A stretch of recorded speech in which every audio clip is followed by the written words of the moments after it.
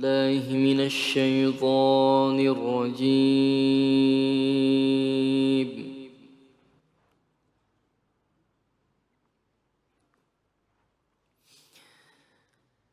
بسم الله الرحمن الرحيم.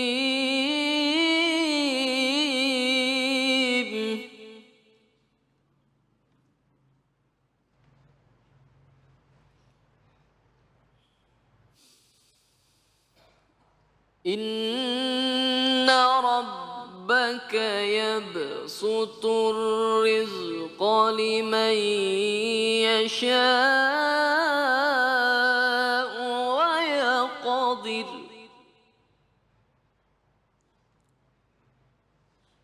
إنه كان بعباده خبيرا بصيرا إنه كان بعباده خبيرا بصيرا صدق الله العظيم. Dengan menyebut nama Allah yang Maha Pengasih lagi Maha Penyayang, sungguh Tuhanmu melapangkan rezeki bagi siapa yang Dia kehendaki dan membatasi bagi siapa yang Dia kehendaki. Sungguh Dia Maha mengetahui, Maha melihat hamba-hambanya. Maha benar Allah dengan segala firman-Nya. Ini adalah dari surah Al-Isra ayat 30. Baik ibu-ibu, langsung kita simak tausiah dari guru kita, Kiai Haji Soleh Sofyan. Fadhal Kiai. Terima kasih Mas David Ali. Bismillahirrahmanirrahim. Assalamualaikum warahmatullahi wabarakatuh. Alhamdulillahil khaliqil anam. Al-malikul hukam wa ajili ila nurimidan talam.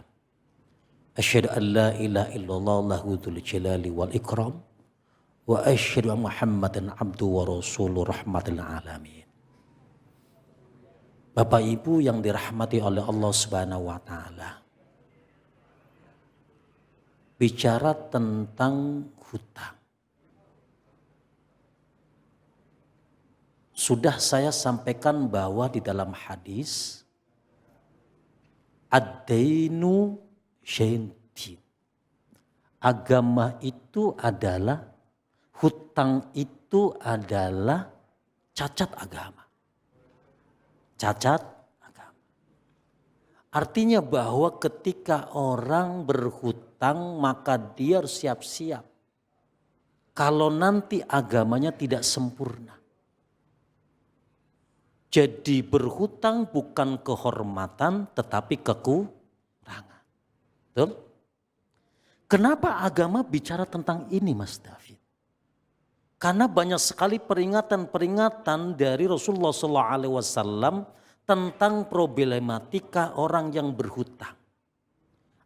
Ayat yang tadi bicara tentang bahwa ternyata ada orang yang pelit Mas David. Jadi ayat Al-Isra itu bicara ternyata ada orang yang pelit di dalam kehidupan. Sementara Allah maha memberi rizki dan maha membagi juga maha menahan. Nah, ciri-ciri orang yang pelit itu adalah mereka yang tidak mampu dan tidak mau berhitung dalam kehidupannya. Kembali pada problem hutang. Kenapa hutang itu disebut dengan cacat agama? Karena yang pertama, ternyata hutang itu membelenggu seorang mayit yang sudah meninggal.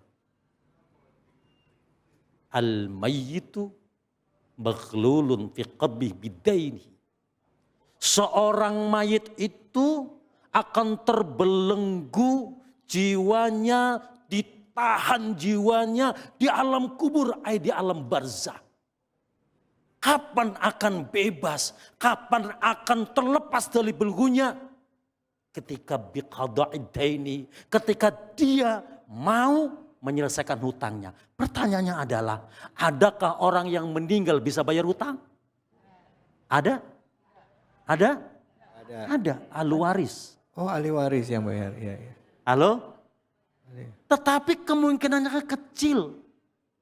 Maka selama kemudian dia meninggal, dia akan dibelenggu selama hutangnya belum dibayarkan. Oleh Udah? ahli warisnya. Yes, ahli warisnya. Ayahanda, bayangkan. Perjalanan alam barzakh kematian itu adalah perjalanan yang panjang.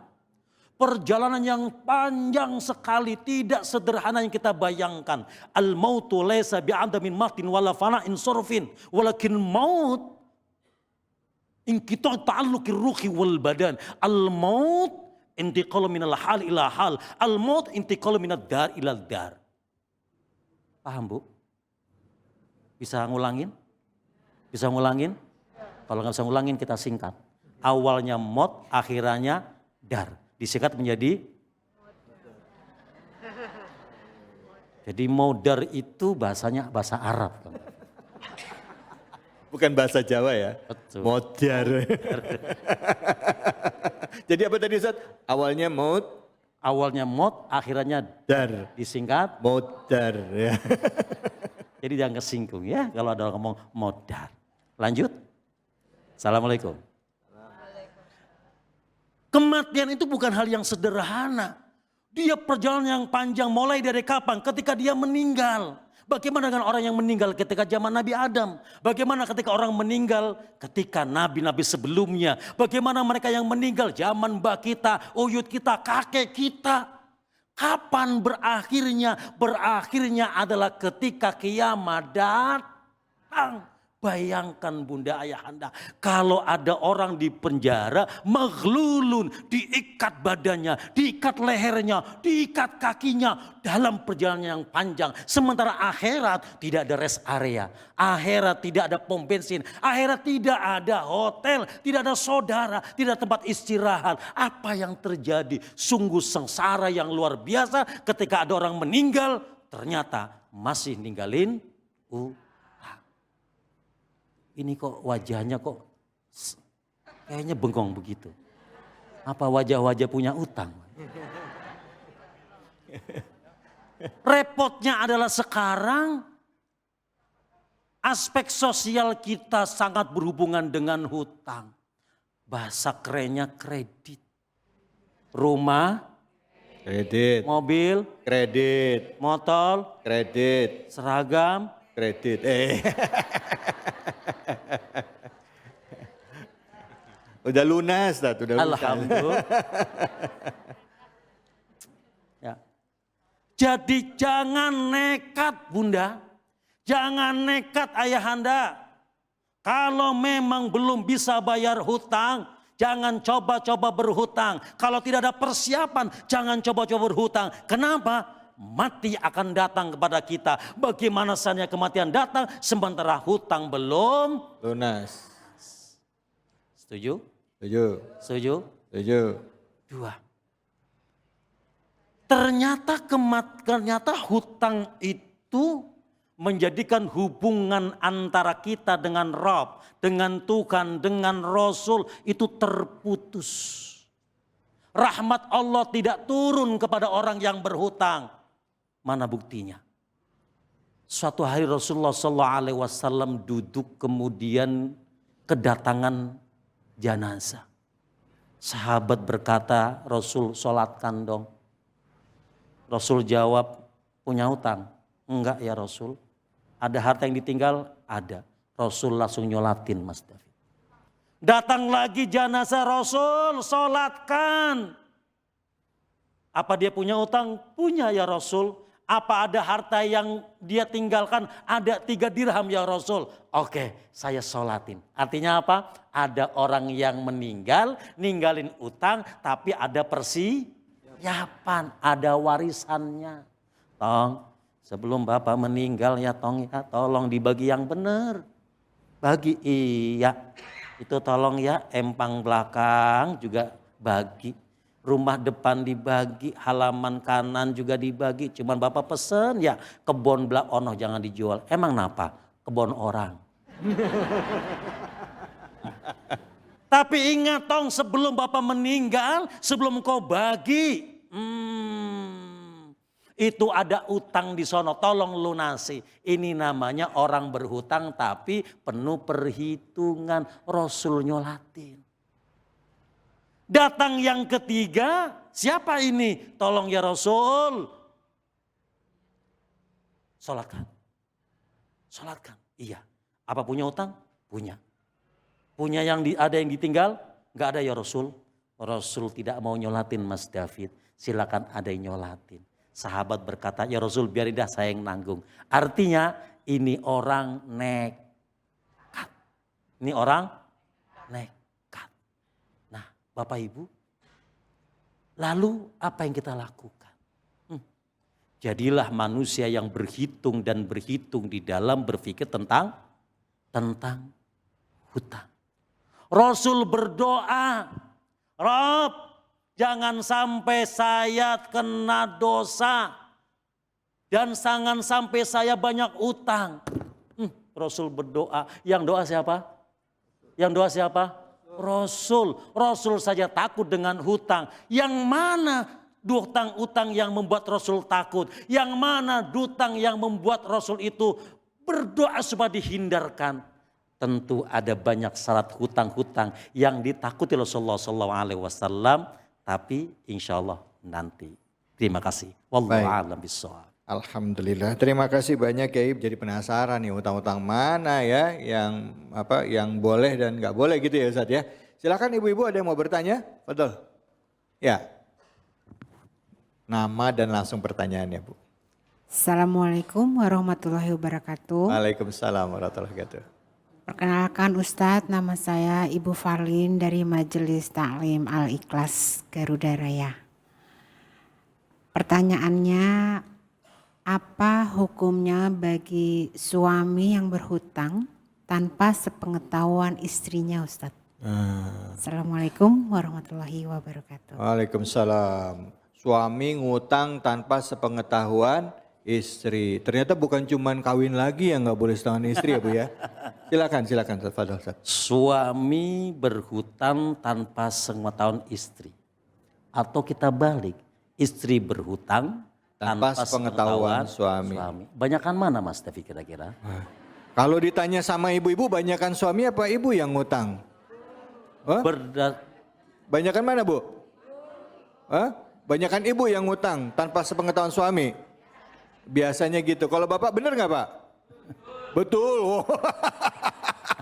Kenceng betul. Kalau mau survei gampang Mas David. Lihat di lemari baju siapa yang paling banyak.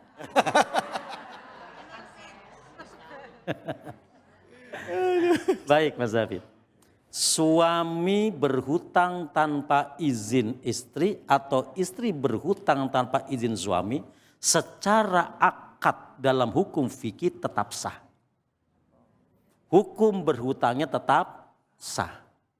Ada akad di sana. Sekalipun tidak ada tanda tangan suami atau tidak ada tanda tangan istri, maka secara hukum hutang piutangnya sah. Artinya terjadi hutang piutang.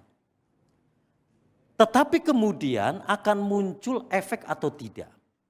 Di dalam hukum itu pasti hutang piutang kan hukumnya mubah. Boleh. Biasanya ketika hal yang bersifat kebolehan akan menimbulkan satu efek dan efek yang baik atau yang buruk. Bagaikan mata pedang, bagaikan pisau digunakan untuk baik bisa, untuk keburukan bisa. Apa muncul kebaikannya? Boleh jadi suami ketika berhutang dalam rangka memenuhi kebutuhan keluarga.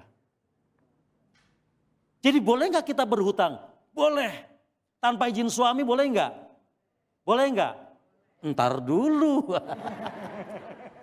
Udah boleh aja. Tanpa izin istri boleh nggak? Ntar dulu. Ya.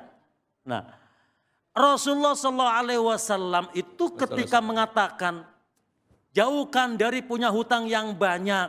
Kenapa? Kalau orang berhutang pasti punya sifat dua. Idza hadatsa kadzdzaba, kalau ngomong bohong dia. Ya. Idza wa'ada akhlafa, kalau dia janji banyak khianat. Nah, Ini yang kemudian memunculkan dosa. Laki ambil misalnya ini apa nama ini? Jam tangan. Pulang ke rumah siul-siul, lupa ngelepas. Dari mana mas? Biasa jalan-jalan. Itu jam tangan baru ya? Iya murah. Cuman 1 juta. Lupa beliau kalau ternyata ada kwitansinya. Harganya 12 juta. Ada begitu Pak? Ada? Berbohongnya inilah yang berdosa. Siapa yang wajib bayar? Yang wajib bayar adalah orang yang berakad. Kalau istri yang berakad, istri wajib bayar. Kalau suami yang berakad, suami wajib bayar. Satu sama lain tidak wajib untuk membayarnya kecuali yang berkenaan dengan hal yang bersifat nilai keluarga. Begitu Mas David. Alhamdulillah, terima kasih banyak Ustadz atas ilmunya. Nah, ibu-ibu, bapak-bapak dan pemirsa di rumah, izinkan saya untuk membagikan informasi, boleh? Benar? Baik, nah ini saya membagikan informasi mengenai minyak gosok herbal multifungsi yang dapat digunakan sebagai pertolongan pertama pada penyakit di rumah. Nah, ini dia. Minyak herba wahid. Minyak herba wahid merupakan minyak gosok herbal multifungsi yang cocok digunakan untuk pijat saat capek, pegal, dan urut untuk terkilir, keseleo maupun encok. Bisa juga untuk luka seperti luka memar, luka bengkak, luka bakar, luka panas, luka jatuh sampai luka digigit serangga. Bisa juga untuk dibalur saat perut kembung, masuk angin, pegel linu, rematik, atau sebagai minyak bekam. Cocok juga untuk dibalur pada anak-anak supaya anak tidak masuk angin, batuk pilek, dan demam.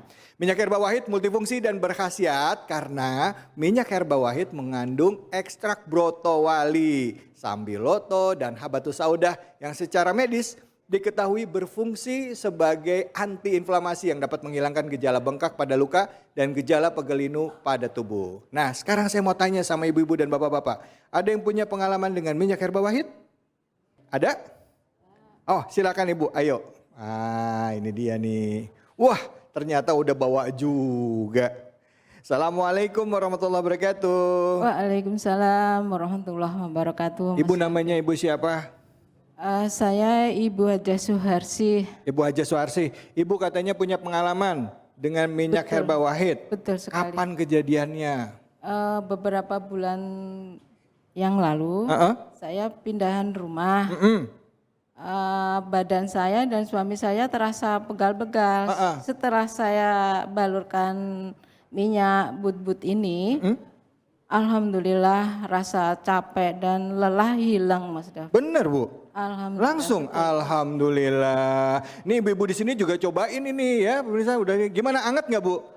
Enak ya? Alhamdulillah. Selain ibu ada pengalaman lagi nggak sama yang lain Bu? Iya, saya ini juga cocok untuk anak-anak. Waktu anak saya demam, pilek dan batuk, saya balurkan di badannya, di dada, Mas David. Alhamdulillah esok harinya sembuh. Masya Allah, emang anget sih Bu. Aduh luar biasa. Apa sih kalau boleh saya tahu yang paling ibu senang atau ibu paling suka dari minyak herba wahid ini?